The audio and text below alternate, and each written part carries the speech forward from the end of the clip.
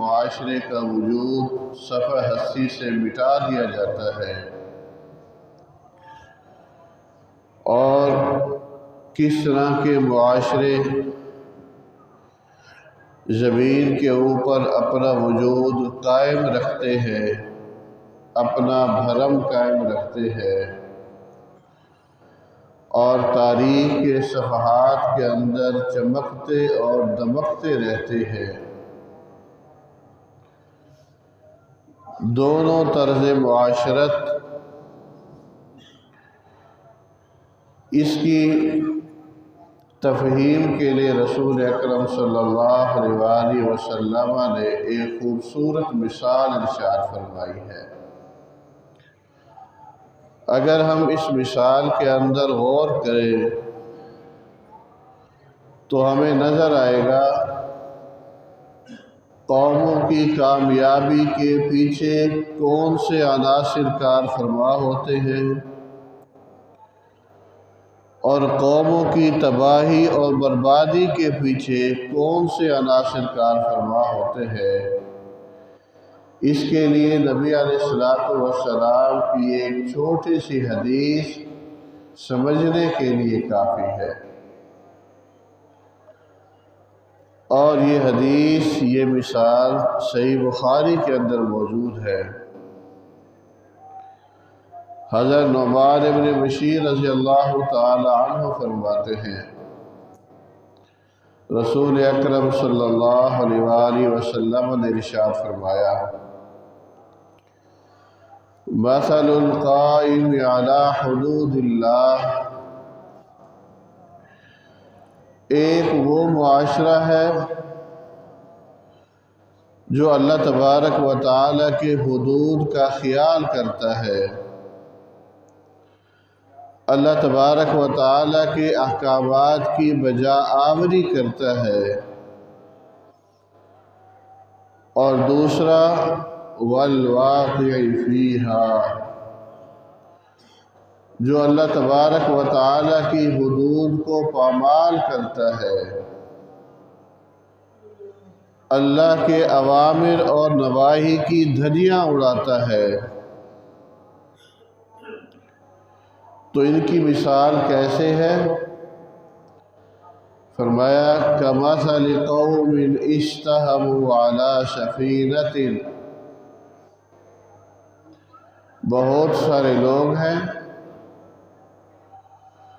اور انہوں نے ایک جگہ سے دوسری جگہ جانا ہے، راستے کے اندر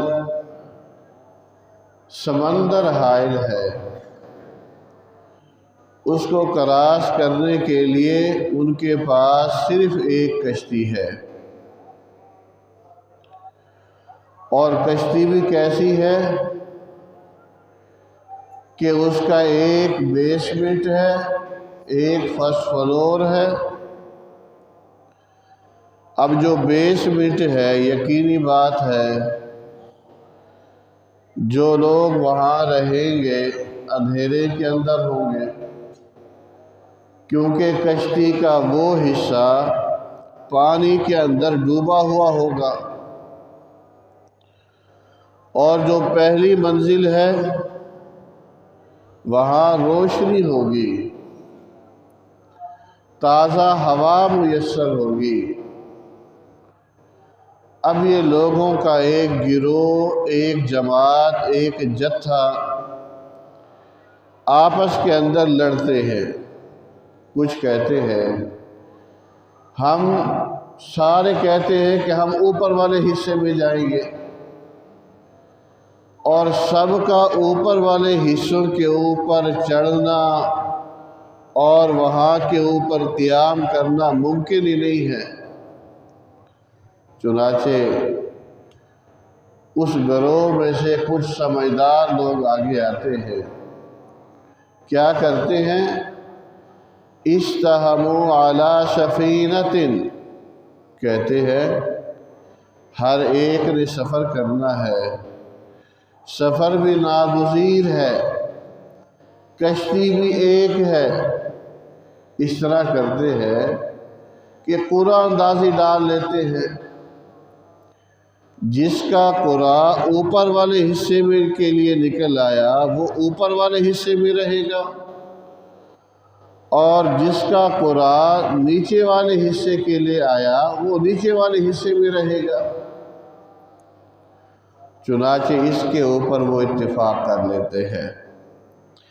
فَأَصَابَ بَعْضُهُمْ أَعْلَاهَا وَبَعْضُهُمْ أَسْفَلَهَا، کچھ لوگ اوپر والے حصے میں چلے جاتے ہیں، کچھ لوگ نیچے والے حصے میں چلے جاتے ہیں۔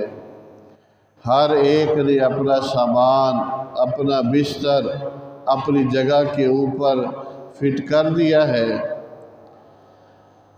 اب نیچے والوں کو ایک مسئلہ لاحق ہوتا ہے، وہ کیا کہ انہیں پانی کی جب ضرورت پڑتی ہے تو وہ نچلے حصے کے اندر ہیں، وہ اپنا پانی کہاں سے لیں؟ چنانچہ وہ مجبوراً اوپر والے حصے کے اوپر کچھ لوگ آتے ہیں، اوپر کھڑے ہو کر جہاز کے کشتی کے عرشے پر کھڑے ہو کر وہ اپنا ڈول سمندر کے اندر ڈالتے ہیں، وہاں سے پانی نکالتے ہیں، برتن میں لے کر پھر نیچے والی منزل کے اندر آ جاتے ہیں۔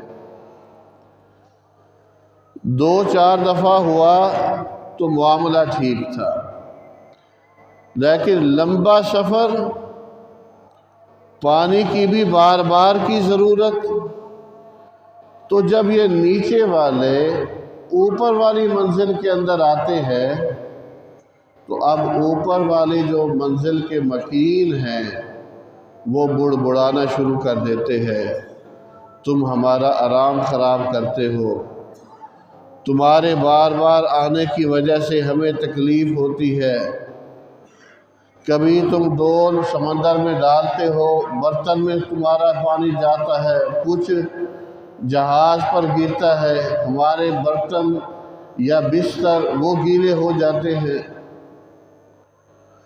چنانچہ اعتراض کرنا شروع کر دیتے ہیں کہ آپ کے نیچے سے اوپر آنے کی وجہ سے ہم شدید تکلیف کا دوچار ہیں، اور نیچے والے بھی بار بار اوپر والوں کا طعنہ سن سن کر تھک جاتے ہیں کہ جب بھی پانی لینے کے لیے جاتے ہیں ہمیں باتیں سننی پڑتی ہیں۔ چنانچہ جو بیسمنٹ کے اندر رہنے والے تھے انہوں نے آپس کے اندر مشاورت کی۔ مشاورت کیا کی کہ سمندر کا پانی ہمارے سب سے زیادہ قریب ہے، ہم کشتی کے اوپر ہیں اور کشتی سے چند فٹ نیچے پانی ہے، یہ جو ہم اوپر جاتے ہیں ان کے طعنے سننے پڑتے ہیں، باتیں سننی پڑتی ہیں، اس سے بہتر یہ نہیں ہے کہ ہم کشتی کے نیچے والے حصے پر ایک چھوٹا سا سوراخ کر لیں، نتیجہ وہاں سے نیچے سمندر ہے، پانی سوراخ کے ذریعے سے اوپر آئے گا، ہم یہیں سے اپنی ضرورت کو پوری کر لیں گے۔ اب یہ نیچے والا حصہ ہمارا ہے، ہماری مرضی، ہم جیسے چاہیں یہاں رہیں، جس طرح چاہیں اس کو استعمال کریں، اوپر والے کون ہوتے روکنے والے؟ چنانچہ اس بات پر فیصلہ طے ہو جاتا ہے کہ آج کے بعد پانی لینے کے لیے ہم جہاز کے عرشے پر نہیں جائیں گے۔ کیا کریں گے؟ یہیں سے ایک سوراخ کرتے ہیں، وہیں سے پانی آئے گا، اپنی ضرورت کو پورا کریں گے۔ چنانچہ سوراخ کرتے ہیں، پانی آنا شروع ہوتا ہے، اوپر والوں کو پتہ چلتا ہے کہ آج نہیں آئے، انہوں نے نیچے ہی سوراخ کر لیا ہے، وہ وہیں سے چیختے ہیں، چلاتے ہیں، شور مچاتے ہیں اللہ کے بندو اس طرح تو ہم ڈوب جائیں گے۔ جب کشتی کے اندر نیچے سے پانی آنا شروع ہو جائے گا تو رفتہ رفتہ کشتی ڈوب جائے گی، جہاز ڈوب جائے گا، تم بھی نہیں بچو گے، ہم بھی نہیں بچیں گے۔ یہاں پر کشتی والے پتہ کیا کہتے ہیں؟ وہی بات کہی جو آج 1500 سال گزرنے کے بعد دین سے بیزار طبقہ، اسلام اور مذہب سے نفرت کرنے والے لوگ، جو ان کا نعرہ تھا ہمارا جسم ہماری مرضی، انہوں نے بھی یہی کہا ہماری جگہ ہماری مرضی، تم کون ہوتے روکنے والے؟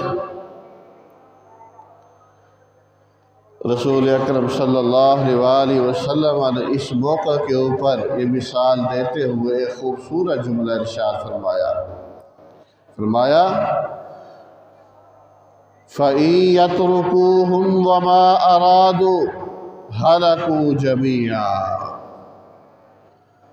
اب یہ اپنی مرضی کرنے والے، اپنے من کے مطابق چلنے والے، آزادی کے نام پر، حریت کے نام پر جو چاہیں ہم کریں، ہمیں کوئی روکنے والا نہ ہو، کوئی ٹوکنے والا نہ ہو۔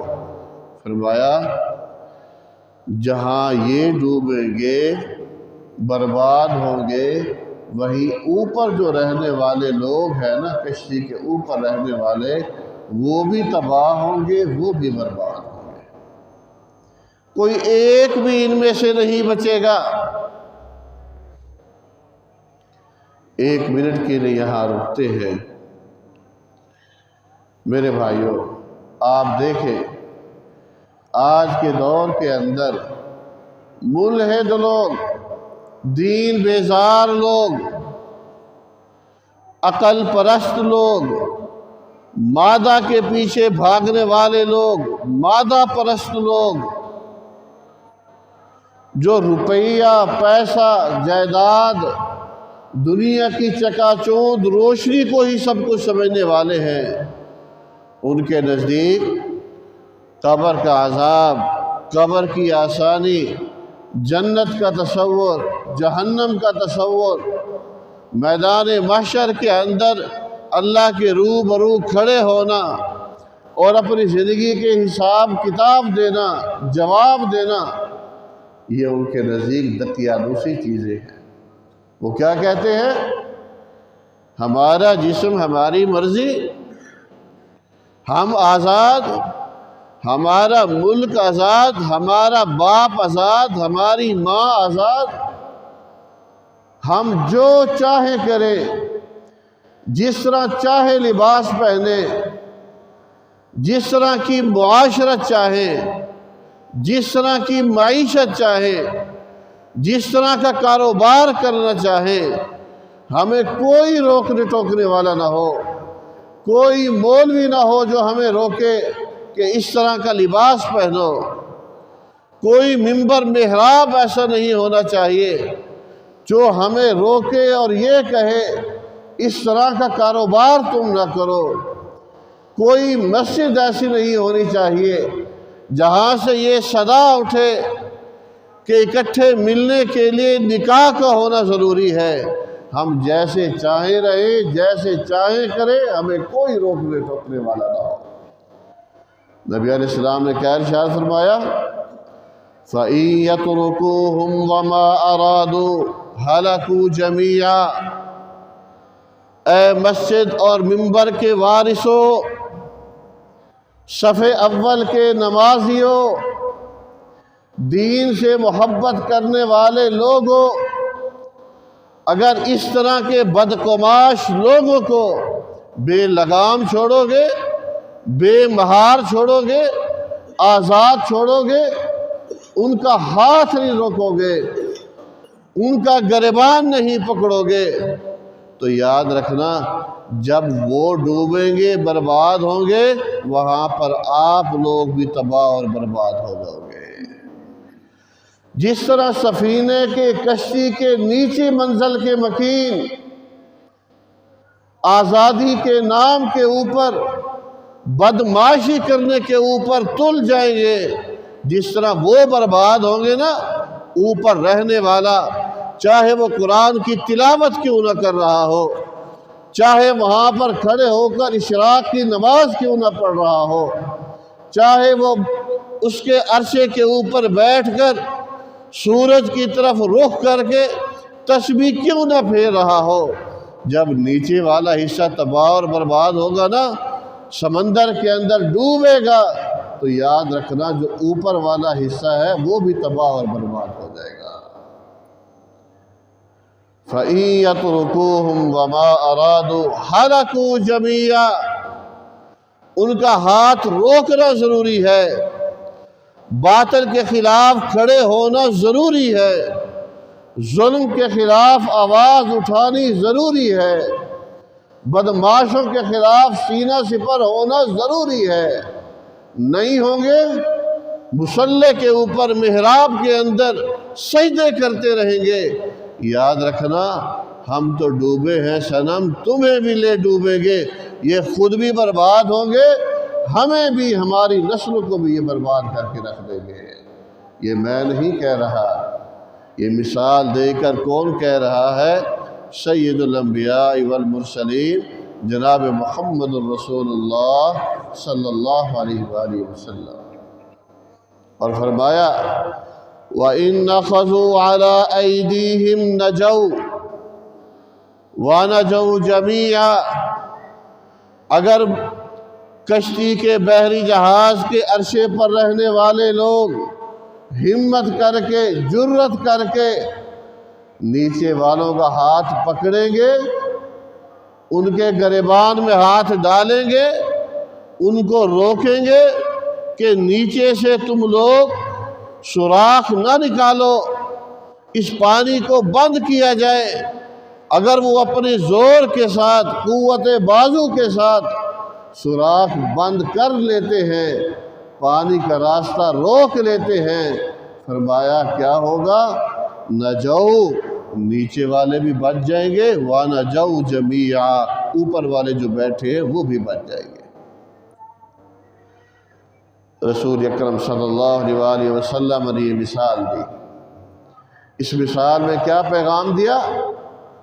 بڑا ہی زبردست پیغام ہے، قوم کے نوجوانوں کے لیے بھی، قوم کے بوڑھوں کے لیے بھی، قوم کے مرد و زن کے لیے بھی، کہ جب تم معاشرے کے اندر دیکھو کہ کوئی برائی سر اٹھا رہی ہے، اگر اس برائی کے خلاف نہیں کھڑے ہوگے، سینہ سپر نہیں ہوگے، اس برائی کے خلاف اقدامات نہیں اٹھاؤ گے، یاد رکھنا جس طرح وہ برباد ہو جائیں گے، تمہاری خاموشی، تمہارا سکوت اور یہ تمہاری بزدلی یہ تمہیں بھی برباد کر کے رکھ دے گی۔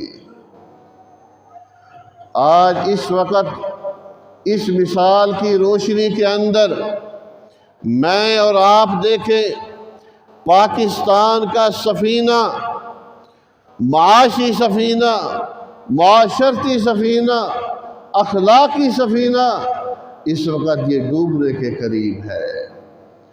ہمارے اندر اخلاقیات کوئی مثالی نہیں رہی، معاشرت مثالی نہیں رہی، ہماری معیشت دیگر گوں ہے، آئے روز ہمیں اندیشہ رہتا ہے کہیں ہم بھوک، قحط اور افلاس کا شکار نہ ہو جائیں۔ ہماری معیشت کا سفینہ بھی ڈوب رہا ہے، معاشرت کا سفینہ بھی ڈوب رہا ہے، اخلاق کا سفینہ بھی ڈوب رہا ہے۔ پتہ ہے کیوں ڈوب رہا ہے؟ اس لیے ڈوب رہا ہے کہ ہمارے معاشرے کے اندر جس نے کرپشن کی، ہم نے کہا کرپشن وہ کر رہا ہے، میں تو نہیں کر رہا۔ اس معاشرے کے اندر جس نے ذخیرہ اندوزی کی، اس کو کسی نے نہیں روکا، یہی کہا وہ ذخیرہ اندوزی کر رہا ہے، میں تو نہیں کر رہا۔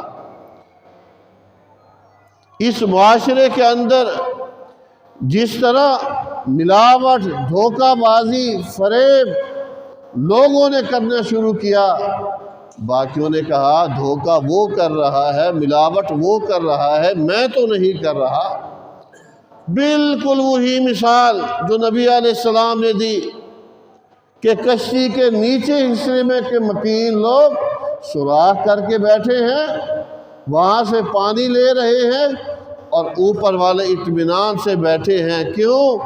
کہ اب وہ ہمارے پاس نہیں آتے، ہمیں تکلیف نہیں ہوتی، پانی نکالا ہے انہوں نے نکالا ہے، تباہ ہوں گے وہ ہوں گے، یہ امن کے ساتھ سکون کے ساتھ بیٹھے ہیں۔ جس وقت اس معاشرے کے اندر کرپشن نے اپنی جڑیں رکھی تھی، جس وقت اس معاشرے کے اندر احتکار اور ذخیرہ اندوزی کے بھوت نے جنم لیا تھا، اور جس وقت ملاوٹ خوری، ناجائز منافع خوری نے سر اٹھایا تھا، اگر اس وقت معاشرہ کھڑا ہو جاتا کس کے خلاف؟ ملاوٹ کے خلاف، ذخیرہ اندوزی کے خلاف، معاشرہ یہ سینہ سپر ہو جاتا کرپشن کرنے والوں کے خلاف، معاشرہ کھڑا ہو جاتا فحاشی پھیلانے والوں کے خلاف، یہ معاشرہ کھڑا ہو جاتا ظالموں اور بدماشوں کے خلاف، تو پھر آج پاکستان کا سفینہ محفوظ ہوتا، نہ نیچے والے برباد ہوتے نہ اوپر والے برباد ہوتے۔ جنہوں نے کرپشن کی، ملک کو لوٹا، ملک کو کھایا، آج وہ بھی پریشان ہیں، اور جنہوں نے ملک کو نہیں لوٹا نہیں کھایا آج وہ بھی پریشان ہیں۔ انصاف سے بتائیے، میں اپنی قوم کے نوجوانوں سے، مرد و زن سے، مذہبی طبقے سے ایک سوال کرنا چاہتا ہوں۔ سود کے بارے میں اللہ اور اس کے رسول نے کیا کہا ہے؟ إِن لَمْ تَأْذَنُوا، اگر اس سے باز نہیں آؤ گے، فَأْذَنُوا بِحَرْبٍ مِّنَ اللَّهِ وَرَسُولِهِ، تو پھر یاد رکھو تمہاری اللہ اور اس کے رسول کے ساتھ جنگ ہے۔ تم کلمہ پڑھنے کے باوجود دوسری سمت کھڑے ہوگے، چاہے تمہاری تعداد لاکھوں میں کیوں نہ ہو، کروڑوں میں کیوں نہ ہو، اربوں میں کیوں نہ ہو، تمہارے اندر نمازی کیوں نہ ہو، تمہارے اندر سجدہ کرنے والے کیوں نہ ہو، تمہارے مخالف دو کھڑے ہیں۔ کون؟ ایک اللہ کھڑا ہے اور ایک اللہ کے پیارے حبیب جناب محمد رسول اللہ صلی اللہ علیہ وسلم کھڑے ہیں۔ بتاؤ، لاکھوں لوگ، کروڑوں لوگ ایک سمت، اللہ اور اس کا رسول دوسری سمت، اس جنگ کا انجام کیا ہوگا؟ کس نے جیتنا ہے؟ جیت کس کی ہوگی اور ہار کس کی ہوگی؟ کیا مجھے اور آپ کو پتہ نہیں ہے؟ ہمارے گلی گلی، محلے محلے کے اندر، قدم قدم کے اوپر سود پر مبنی دکانیں کھلی ہوئی ہیں، مارکیٹیں کھلی ہوئی ہیں، لیکن مجال ہے کہ ہم میں سے کسی کے ماتھے کے اوپر کوئی شکن بھی آ گئی ہو، مجال ہے کہ ہمارے کانوں کے اوپر کوئی جوں تک بھی رینگ گئی ہو۔ ہمارا ایمان تو اس حد تک سویا ہوا ہے۔ جب یہ لوگ اس سفینہ کے اندر سوراخ کریں گے سود کا، اس بحری بیڑے کے اندر سوراخ کریں گے ملاوٹ کا، اس سفینہ کے اندر سوراخ کریں گے کرپشن کا، اس سفینہ کے اندر سوراخ ہوگا حرام خوری کا، اس سفینہ کے اندر سوراخ ہوگا ناجائز منافع خوری کا، اس سفینہ کے اندر سوراخ ہوگا قبضہ کرنے کا، اور میں اور آپ امن کے ساتھ، سکون کے ساتھ سوئے رہے اور اطمینان کے ساتھ تسبیحات پڑھتے رہیں گے۔ میرے بھائیوں، پھر اس سفینے نے، جس نے جگہ جگہ کے اوپر جو سوراخ ہو چکے ہیں، پھر اس کا تباہ ہونا، اس کا ڈوبنا، اس کا برباد ہونا، اس کا صفحہ ہستی سے مٹنا یقینی ہے۔ جہاں پر یہ ظالم لوگ برباد ہوں گے، وہاں پر یہ نیک لوگ جو ظلم کے خلاف نہیں کھڑے ہوتے، رسول اکرم صلی اللہ علیہ وسلم کے فرمان کے مطابق یہ بھی برباد ہو جائیں گے۔ یہ تھی وہ بات، وہ نکتہ جو ہزاروں صفحات پر پھیلانے کے بغیر نبی علیہ السلام حکمت اور دانش کے ساتھ ایک چھوٹی سی مثال کے اندر سمجھا دیا ہے۔ یہ ہے میرے نبی علیہ السلام کی حکمت، میرے نبی علیہ السلام کی دانش۔ اسی لیے نبی علیہ السلام نے کہا تھا اعطیت جوامع الکلم، اللہ تبارک و تعالی نے مجھے ایسے کلمات عطا کیے ہیں کہ اگر ایک آدمی گھنٹے وہ بات کرے، ایک آدمی ہزاروں صفحات کے اندر کتاب لکھے، وہ ساری کی ساری بات میں محمد چند جملوں کے اندر ادا کر دیتا ہوں صلی اللہ علیہ وآلہ وسلم۔ اسی لیے نبی علیہ السلام نے کیا ارشاد فرمایا؟ من رأى منكم منکرا فلیغیرہ بیدہ فإن لم يستطع فبلسانه فإن لم يستطع فبقلبه۔ جب بھی معاشرے کے اندر تم کوئی حرام کام دیکھو، منکر کام دیکھو، اس کے لیے کھڑے ہو جاؤ، کھڑے ہو جاؤ۔ ہاتھ سے بدل سکتے ہو تو ہاتھ سے بدلو، زبان سے روک سکتے ہو تو زبان سے روکو۔ اگر زبان سے بھی نہیں روک سکتے، کم از کم دل کے اندر برا جانو۔ وَذَلِكَ أَضْعَفُ الْإِيمَانِ، اور یہ ایمان کا کمزور ترین درجہ ہے۔ اس وقت جتنے نمازی ہیں، جتنے علماء ہیں، جتنے مولوی ہیں، حقیقت میں اگر ہم اپنا جائزہ لیں تو ہم اس درجے کے اوپر کھڑے ہیں، کیا؟ وَذَلِكَ أَضْعَفُ الْإِيمَانِ۔ ہم میں کوئی موسیٰ نہیں ہے جو فرعون کے خلاف کھڑا ہو سکے، ہم میں کوئی خالد ابن ولید نہیں ہے جو قیصر و کسریٰ کے خلاف کھڑا ہو سکے، ہمارے اندر کوئی ٹیپو سلطان نہیں ہے جو ظلم ساتھ لڑ جائے، بھیڑ جائے، اپنی جان قربان کر دے۔ ہم میں سے ہر ایک کو عزیز ہے کیا؟ اپنی جائیداد، اپنی عزت، اپنا وقار۔ نتیجہ کیا ہے کہ آج پاکستان کا سفینہ ڈوبنے کے قریب ہے، ہر کوئی افسوس کر رہا ہے، واویلا مچا رہا ہے، شور مچا رہا ہے، لیکن اس کے بچنے کے بظاہر کوئی امکانات نہیں ہے۔ ہاں، بچ سکتا ہے، یہ سفینہ ڈوبنے سے بچ سکتا ہے، لیکن کس طرح؟ اسی طرح ظالموں کا ہاتھ روکنا ہوگا، کرپشن کے خلاف کھڑا ہونا ہوگا، ارباب اقتدار کو بھی ایک جگہ کے اوپر کھڑا ہونا ہوگا، معاشرہ بھی اتفاق کرے کہ ہم لوگ ان جرائم سے توبہ طائب ہوں گے، باز آ جائیں گے۔ یاد رکھنا، شاید ہم اسی طرح بچ سکے جس طرح حضرت یونس علیہ السلام کی قوم نے اجتماعی توبہ کی تھی، اجتماعی استغفار کیا تھا، اللہ سے عہد کیا تھا۔ ہر نافرمانی سے ہم توبہ کرتے ہیں، ہر سرکشی سے اپنے آپ کو نکالتے ہیں۔ جب انہوں نے توبہ کی، آیا ہوا عذاب ٹل گیا۔ اگر ہم بھی اجتماعی طور کے اوپر ہر آدمی یہ عہد کر لے، میں نے کرپشن نہیں کرنی، میں نے یہاں پر ناجائز منافع خوری نہیں کرنی، ناپ تول کے اندر میں نے ڈنڈی نہیں مارنی، سودی کام میں نے نہیں کرنا، اخلاقیات میں نے اختیار کرنی ہے، یاد رکھنا یقیناً ہم اسی طرح بچ جائیں گے جس طرح یونس علیہ السلام کی قوم بچ گئی تھی۔ ورنہ یہ نہ کیا تو جس طرح باقی قومیں صفحہ ہستی سے مٹا دی گئی، ہمارا بھی نام و نشان نہیں ہوگا۔ اللہ تبارک و تعالی سے دعا ہے کہ مالک کائنات ہم سب کو قرآن و سنت کے جو احکامات ہیں اس پر عمل کرنے کی توفیق عطا فرمائے۔ اقول قولی ھذا استغفر اللہ لی ولکم ولسائر المسلمین۔